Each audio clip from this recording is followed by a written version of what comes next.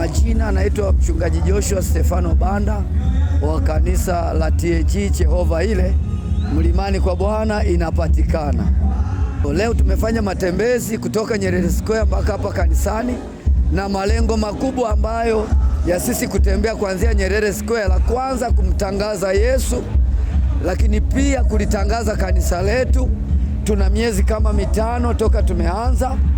Kwa hiyo tunataka tuambie jamii inayotuzunguka Dodoma, wilaya zake zote, kata zake zote, tarafa zake zote, vitongoji vyake vyote.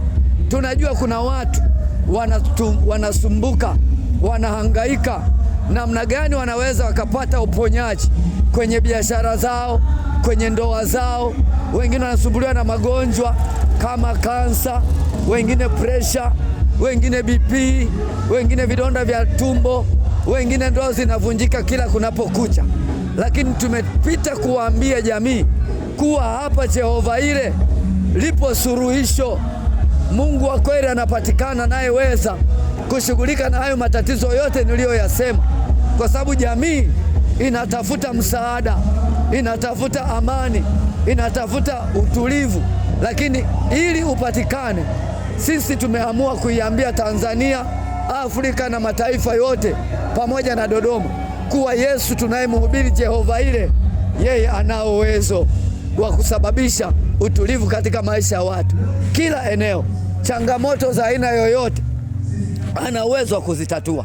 Kwa hiyo sababu kubwa ambayo imetufanya tutembee ni kwa ajili ya kumsema Yesu anayeweza kutatua hizo changamoto ambazo Mtanzania mwenzangu, mwanaume mwenzangu, na wewe mwanamke utakayenisikia, na wewe binti, na wewe kijana, na hata watu wengine mpo mmesoma na mna vyeti lakini mmekosa kazi, mmehangaika. Nataka niwaambie, ukija Jehova Ile Mlimani kwa Bwana inapatikana, utapata suluhisho la hiyo changamoto ambayo inakusumbua. Kwa hiyo hiyo ndio sababu kubwa iliyotupelekea sisi tuweze kutembea leo na kulisema kanisa letu la Jehova Ile pamoja na Yesu mtenda miujiza. Mwanaume ni kichwa, mwanaume ni suluhisho. Hata wakati Yesu anakuja duniani alitafuta wanaume 12 ili wafanye kazi ya Injili.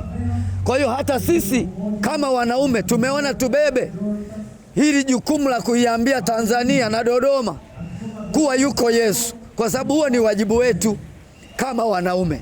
Kwa hiyo bila kujali idara zingine hazikufanya hiki kitu, lakini sisi kama wanaume tumegundua wenye jukumu la kuisema Injili ni sisi wanaume. Kwa hiyo tumefanya hivyo ili kutimiza lile eneo letu la majukumu kama wanaume.